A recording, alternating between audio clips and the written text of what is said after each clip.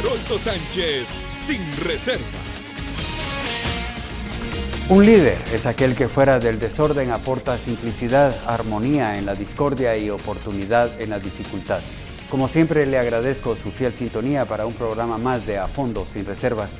Hoy vamos a hacer un viaje hasta Petén. Aventuremos juntos para conocer más de nuestra linda Guatemala. Comenzamos.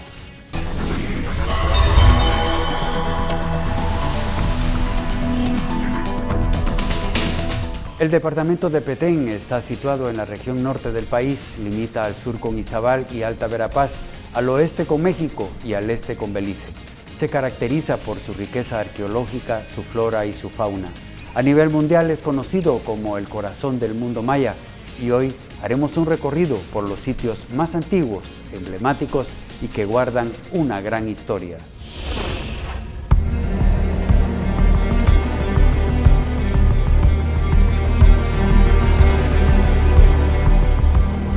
A las 6:30 de la mañana despegamos desde el Aeropuerto Internacional La Aurora con destino a Flores Petén, un departamento con una extensión territorial de 35.854 kilómetros cuadrados, considerado como uno de los pulmones del planeta debido a su exuberante vegetación.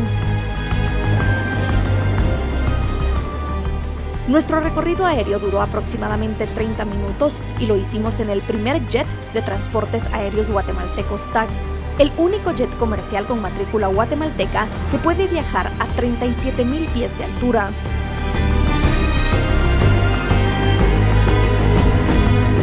Es el primero de 3 que vamos a traer este año, ¿sí? El resto de nuestra flota son aeronaves tipo turboprop, turbohélices, pero bueno, es el primer jet que incorporamos y esperamos tener ya para fin de año un par más de Embraer 145 LR, que es el tipo de avión que tenemos.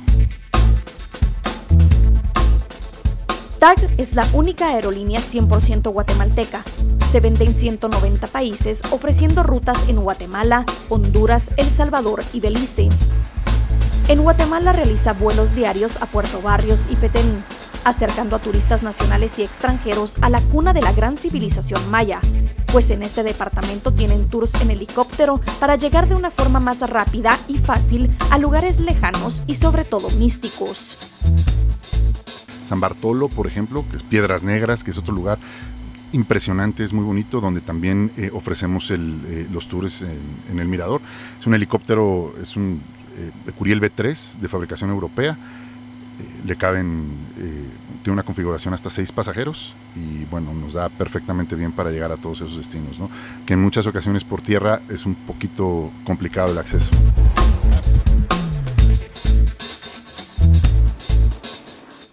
Al llegar a Petén, emprendimos nuestro camino al primer destino que visitaríamos, un lugar lleno de historia que fue abandonado por los mayas hace más de 1000 años.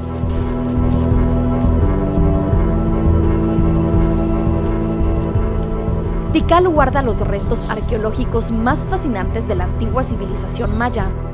Fue declarado Parque Nacional en 1955 y en 1979 la UNESCO lo declaró Patrimonio Cultural y Nacional de la Humanidad.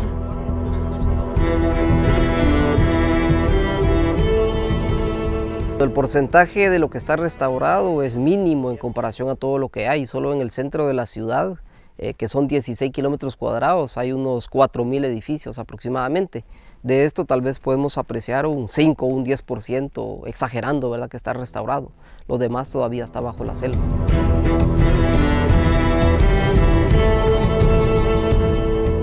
En Tikal, los árboles duran entre 80 y 100 años. Es decir que desde que los mayas se van a principios del siglo X, han pasado por lo menos 11 generaciones de árboles arriba de los templos, cubriéndolos por completo y dañando las estructuras. Para construir los templos, los mayas utilizaban el material que tenían a la mano. Mucho era de piedra caliza. Acá florece la arquitectura vertical gracias a que no tenemos movimientos sísmicos, ¿verdad? El tipo de suelo es kárstico, es de origen marino, entonces es roca porosa, absorbe las vibraciones. Igual si ponemos un aparato registra 0. algo, pero nada importante como para que bote un templo.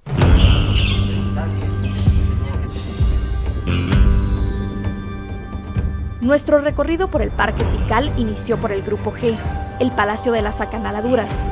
Era como una universidad o monasterio para el clásico tardío en los años 700 u 800 después de Cristo. Aquí hallaron los restos de una joven, probablemente de la realeza, pues tenía incrustaciones de jade en los dientes.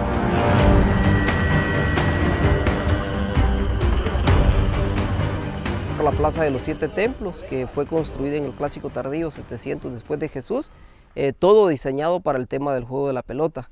Incluso hay un palacio con 3 puertas muy interesantes que pudo haber sido como un arco del triunfo para entrar a esa plaza, ¿verdad?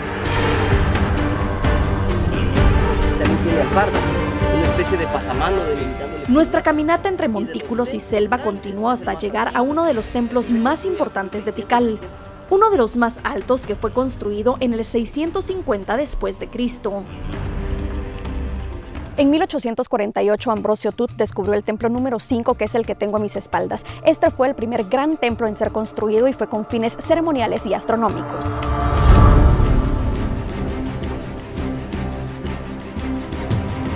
Tut le contó sobre el descubrimiento a Modesto Méndez, que era el entonces gobernador de la provincia de Petén.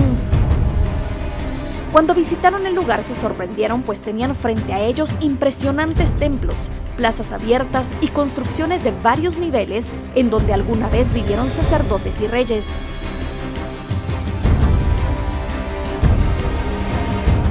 Este fascinante y místico descubrimiento fue publicado por la Academia de Ciencias de Berlín en 1853, y desde ese momento investigadores de todo el mundo viajaron para verlo con sus propios ojos. El Mundo Perdido es la parte más antigua de Tikal. Esta plaza por muchos años estuvo rodeada de un inmenso muro. Esto quiere decir que no era pública, era un complejo astronómico no accesible para todos, solo para los de la nobleza.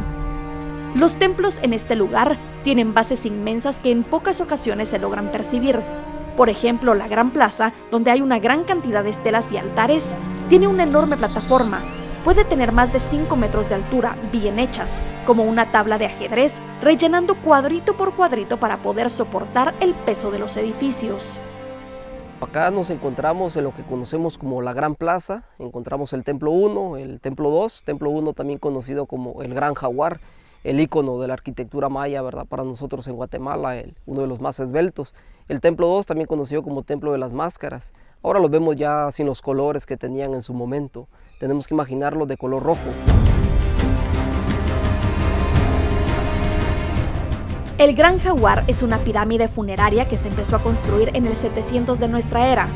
En el templo, una empinada escalinata conduce hasta la cima de la pirámide formada por 9 escalones superpuestos, donde está situado el santuario. Comprende de 3 cámaras paralelas dotadas de techo de falsa bóveda, cuyo acceso solo estaba permitido a los miembros de la nobleza. La elegante crestería que remata el templo presenta cavidades, también coronadas por bóvedas, concebidas para aligerar el peso de la estructura. La Universidad de Pensilvania fue la que se encargó de su excavación y conservación entre 1956 y 1979. Acá justo donde estamos parados en este momento, lo que llamamos Acrópolis Norte, fue el cementerio real. Sabemos de que tiene al menos 13 fases constructivas. Sabemos de que los sacerdotes mayas, cuando alguien moría, ¿verdad?, de la nobleza, lo enterraban acá con todas sus pertenencias, ¿verdad? Las tumbas sabemos de que son riquísimas, ¿verdad?, en jade, en piezas, en vasijas. Entonces el hijo o el nieto construía arriba del abuelo o del papá, ¿verdad? Y así sucesivamente se van dando las diferentes fases constructivas. Según las estadísticas, el año pasado Tikal recibió aproximadamente 500,000 visitas en todo el año, siendo diciembre el mes con mayor afluencia. La mayoría de visitantes aprovechan el viaje para conocer varios sitios arqueológicos del departamento y se hospedan en hoteles de la cabecera departamental, apoyando y generando mayores ingresos a los comerciantes locales. Al terminar nuestro recorrido por Tikal, abordamos una lancha con la cual cruzamos el lago Petenitsa hasta llegar al Hotel Bolonticú en San Andrés. Bienvenido, pase adelante. Un lugar paradisiaco donde fuimos recibidos con una bebida refrescante. Bolonticú es el santuario de los 9 dioses, una asamblea que ofrecía consejos e iluminación a quienes buscaban. Aquí, la vista hacia el lago es impresionante, rodeados de la selva y acompañados de mucha tranquilidad. Un ambiente perfecto para descansar y prepararnos para otra jornada. Un viaje que nos llevará a encontrarnos cara a cara con el templo más grande e imponente del mundo. Vamos con los anunciantes. Al volver con nuestro equipo, vamos a llegar hasta el corazón mismo del mirador en la reserva de la Biosfera Maya.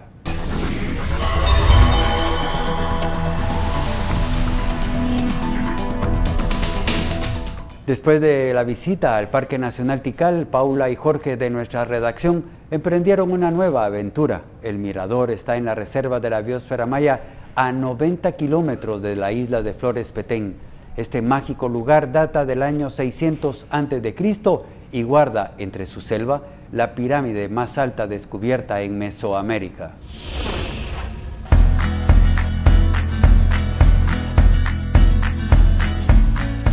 Nuestro día inició con un recorrido en lancha hacia Flores Petén, pues teníamos que estar muy temprano en el aeropuerto para emprender una nueva aventura, una de las más emocionantes, la visita al mirador. Para llegar a este lugar, situado a 90 kilómetros de la cabecera, muchos visitantes caminan 2 días entre la selva desde la aldea Carmelita, que está a 37 kilómetros del sitio arqueológico. Otros visitantes lo hacen vía aérea, a través de los tours que ofrece TAG. Nosotros tuvimos la oportunidad de irnos en un helicóptero, acortando distancias y disfrutando de los paisajes, kilómetros seguidos de selva. Cuando llevábamos aproximadamente 20 minutos de vuelo, vimos en el horizonte que sobresalía la cima de la pirámide más grande del mundo. Después de media hora de recorrido en helicóptero llegamos a la zona arqueológica El Mirador, que tiene 3.500 kilómetros cuadrados. De este lugar ahora nos toca caminar aproximadamente 4 horas y media para llegar a nuestro nuevo destino, que es La Danta.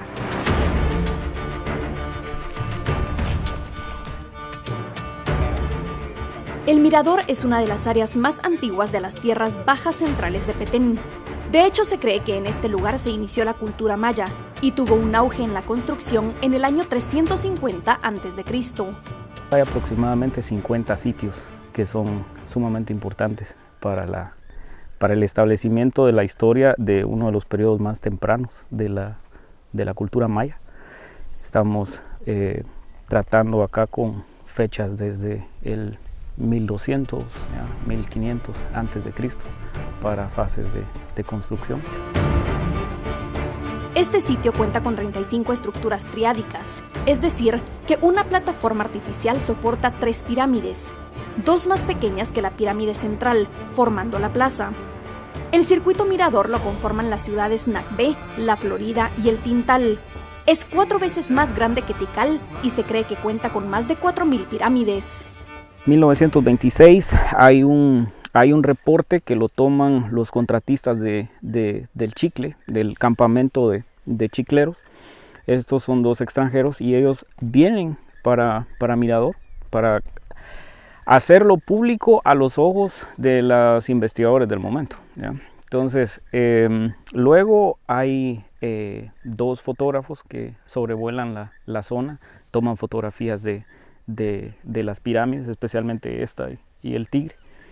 Empieza a aparecer Mirador en algunos reportes y notas de la comunidad arqueológica en exploración. Ya para 1960 viene el explorador E.M. Graham, que fue el que mapeó y hizo los primeros sondeos de Mirador. Lo que E.M. Graham siempre decía era que iba a ser problemático para la arqueología por el tamaño del sitio y la edad, ¿ya?, del mismo. Nuestro recorrido en este lugar lo hicimos a pie entre la selva. El primer edificio que encontramos fue el templo Garras de Jaguar, donde se observan algunos mascarones, una construcción que está en la base de la pirámide El Tigre, que es la segunda más grande del mirador, con 55 metros de altura. Es una estructura que aún está siendo trabajada. La monumentalidad de los edificios aquí es evidente, ¿ya? Desde que está en el aire los puede observar y los ve a la distancia. Estamos viendo sitios que están a 22, a 38 kilómetros, ¿ya?, desde esta posición.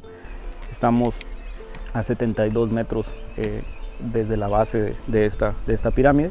Principalmente lo que se observa es un patrón relacionado con el recurso hídrico. Cuando un sitio se asienta en una zona donde hay suficiente agua, su evolución en la arquitectura al principio es un poco lenta, ¿ya? Cuando empieza a haber la gran necesidad del agua para abastecimiento de la población, que se da por crecimiento poblacional naturalmente, ¿ya? Vienen a una zona rica en suelos, su producción agrícola va a incrementar y por ende va a repercutir sobre la población. Entonces esta gente empieza a tener necesidad de más agua en sus zonas centrales. Entonces lo que vimos ahí abajo claramente, para construir un edificio de este tamaño necesitaban sacar la piedra de algún lugar, y ese lugar, que quedaba como una gran excavación en el suelo, se utilizaba para almacenamiento de agua. Esto quiere decir que a mayor población, mayor necesidad de agua, mayor elevación de edificios. Esto se relaciona con la gran población que hubo en la zona cultural y natural Mirador, que eran aproximadamente 1 millón de personas. Para los visitantes, caminar hacia la Danta es toda una experiencia. En nuestro recorrido estuvimos acompañados de monos aulladores, mientras encontrábamos diferentes estructuras cubiertas de selva. Después de aproximadamente 2 horas y media de caminata, llegamos a nuestro objetivo, la parte baja de la Danta, la pirámide más grande del mundo con 72 metros de altura. La base es de alrededor de 300 metros de ancho por 600 de largo, y para llegar a la cima fueron instaladas 257 gradas divididas en 3 partes. Ahora estamos en la pirámide de la Danta, que es un complejo de edificios.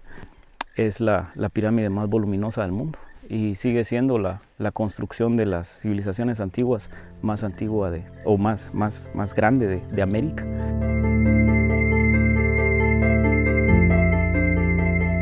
Desde la parte más alta se tiene una de las mejores y más impresionantes vistas, confirmando que cada paso dado hasta llegar acá valió la pena. Después de estar en la Danta creíamos que ya nada nos podría sorprender más, hasta que nuestro guía nos llevó frente a los frisos de los hermanos gemelos del Popol Vuh, Hunahpu e Xbalanque, una pieza construida unos 300 años antes de Cristo. La importancia de los frisos de los hermanos gemelos en Mirador es que ata, ¿ya?, investigaciones de antropología, de historia, y ayuda a soportar con ese gran hallazgo, ¿ya?, la identidad de los pueblos de Guatemala. En su tradición oral ellos nos relatan las historias de los abuelos, la creación del mundo, su cosmovisión, su sistema de creencias, ¿ya?, y eso ahora lo vemos representado en hallazgos tan tempranos, ¿ya?, como el 200, 400 antes de Cristo, ¿ya? Entonces, si una historia pervive en el tiempo, ¿ya?, alrededor de más de 2000 años, ¿ya?, es algo importante de ver para la identidad nacional. El friso tiene aproximadamente 3 metros de alto y fue construido en piedra caliza y estuco retocado con cal fina. Actualmente, Richard Hansen es quien dirige el proyecto en el Mirador. Las estructuras están severamente dañadas por el saqueo. Es por eso que se han enfocado en la reestabilización de los edificios, en el mapeo y reconocimiento del área. Petén es uno de los lugares más especiales que tiene Guatemala, no solo por ser el pulmón del continente, sino por guardar tesoros que lo hacen único a nivel mundial. Vamos con los patrocinadores, pero pronto estaremos con más de este especial a fondo sin reservas.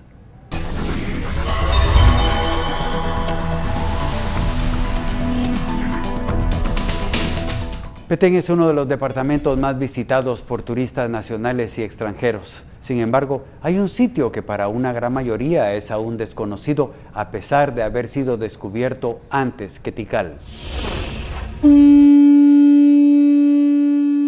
Yaxha quiere decir agua verde. Es un sitio arqueológico descubierto entre 1830 y 1835 y es uno de los recintos arqueológicos mayas menos conocidos. Para llegar al Parque Yaxha Nacum Naranjo, recorrimos 1 hora por tierra hasta llegar a un camino de terracería desde donde podíamos apreciar la cima del Templo 216, la pirámide más alta del lugar, utilizada por los guías y turistas para disfrutar de los amaneceres y atardeceres. Este sitio arqueológico fue ocupado durante 16 siglos y está situado a un costado de la laguna Yaxha.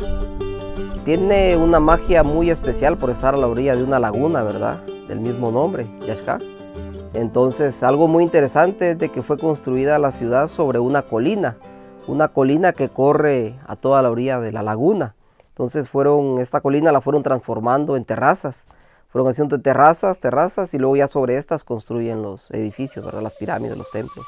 Entonces, el centro de las 3 pirámides sería... Yaxha tiene más de 500 estructuras, incluyendo 40 estelas, altares, 9 pirámides, 2 campos de juego de pelota y unas calzadas que conectaban la Acrópolis central, la norte y este. Un 95% de los templos aún están cubiertos por la selva. Era una ciudad comercial, por eso este lugar es de importancia. En una de las plazas principales del sitio, el protagonista es el Templo 216, que tiene una estructura de madera que permite subir hasta la parte alta, que carece de crestería. Acá los visitantes pueden disfrutar de una vista impresionante hacia la selva y la laguna. El 216 es contemporáneo con el Gran Jaguar, para asociarlo, ¿verdad? Algo que ya conocemos. Se construye ya por el 700 después de Jesús, en el Clásico Tardío. Tiene 9 cuerpos piramidales muy bien definidos, tiene reductores de velocidad que se le pueden apreciar para el tema de la caída del agua de lluvia.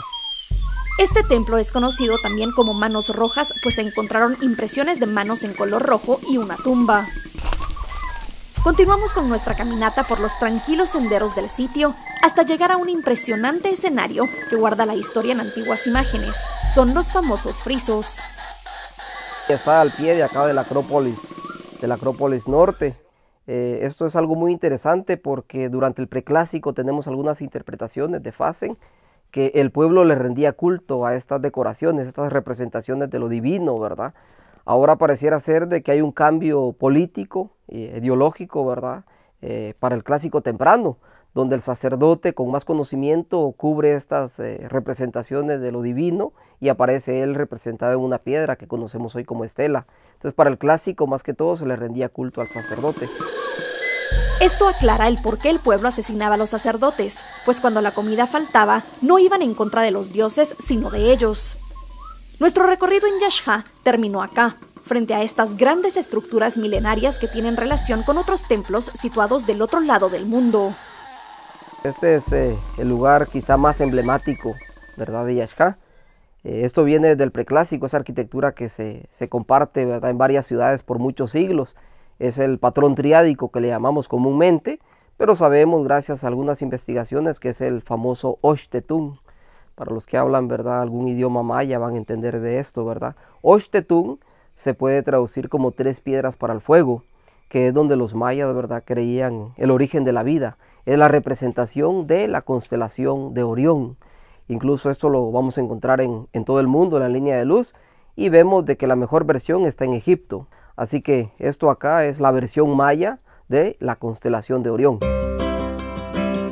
Por el momento, Yaxha no recibe tantas visitas. Incluso hay pocas empresas turísticas que lo incluyen dentro de sus paquetes y tours, pues el camino para llegar es largo y de terracería, y en época de lluvia las carreteras se vuelven peligrosas. Sin embargo, quienes lo visitan se van con ganas de regresar, pues es un lugar lleno de tranquilidad y perfecto para los fanáticos de la vida silvestre.